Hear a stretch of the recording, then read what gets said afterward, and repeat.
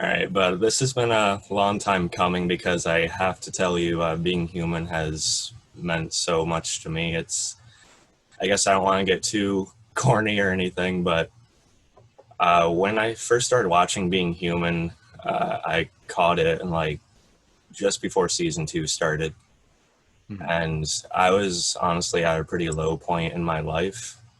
And Being Human is one of the things that brought me back. The way I connected with the characters, your character Aiden especially, it meant the world to me, and I think honestly sort of saved my life. Oh, wow.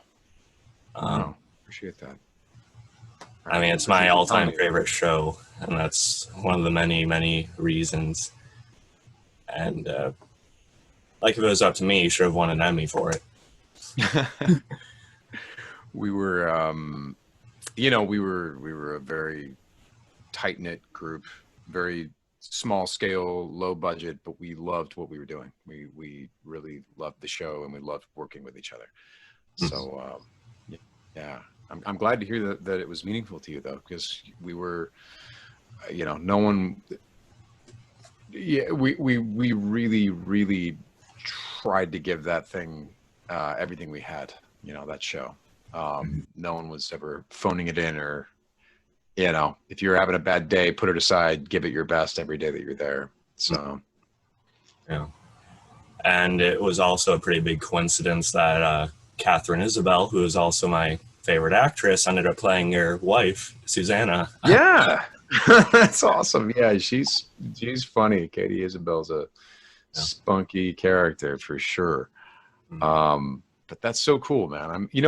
We're don't quote me on this, but we are investigating and or trying to figure out how we could maybe do like a little bit of a being human Zoom call, maybe on Twitch or something like that. Wow. And yeah, so we're gonna see what we can put together, what we can do for that. Yeah, that's great. And I actually did a virtual experience with Surin a few weeks ago as well. Deachin, yeah, Yeah. cool. That's all. How's she doing? What's she up to? I think she was actually about to go across the country or something like that. Of course she was. Yeah, totally. Yeah. We talked about our dogs. What kind of dogs does she have? I don't remember what it was, but she held it up to the camera. Right. Yeah, That's funny. That's really funny. Yeah. Do you have any pets? Do you have any dogs, cats? yeah, I have a pit bull actually. So yes, Yeah. yes. Awesome. Yeah, she's a pit and lab mix. That's so sweet. Yeah. Did you rescue her? Did you find her or what? How that? Yeah, Awesome. she was actually apparently a stray, and then they had brought her into the shelter, and that's when we found her when she was about 3.5. Awesome. Yeah, that is awesome to hear because both of my dogs, the first was a stray street dog. They just showed up in my backyard and then like never left. Yeah. Um, and then the second one was a dog that was not being cared for very well, a pit bull, and he's just the sweetest dog I think I've ever met. He is just such a sweetheart. So those two together, the street dog is a half American bulldog with a little bit of pit and a little bit of everything, boxer, and he's kind of the guard dog of the house, and he keeps everyone safe, and he takes it very seriously. And then the pit bull is like comic relief. He's just like the court jester. It's very funny. And then another question I've been wondering about it, with the way season two ended and you being buried, and Mother killing Cern and everything. I always Yeah. wondered if there was a plan to like have Mother appear again, have you get your hands on her or something. There was a lot of discussion on how things would go. I think it's a little interesting that we decided to do a pandemic thing for season three rather. Like wow, it's never thought that was going to be socially relevant. So yeah, you got Aiden sort of trying to socially distance himself a little bit. Very weird. But yeah, I'd heard a whole bunch of little plans here and there, but the writers decided to do this, this virus storyline, and felt that they should really kind of humanize Aiden more by putting him around more people rather than vampires all the time, which I thought was correct. I'm like, yes, it's called being human. We should be. I mean, It would be a funnier show if he's around people. basically, Mother died in misery, though, when you think about it. Oh, yes. Yeah.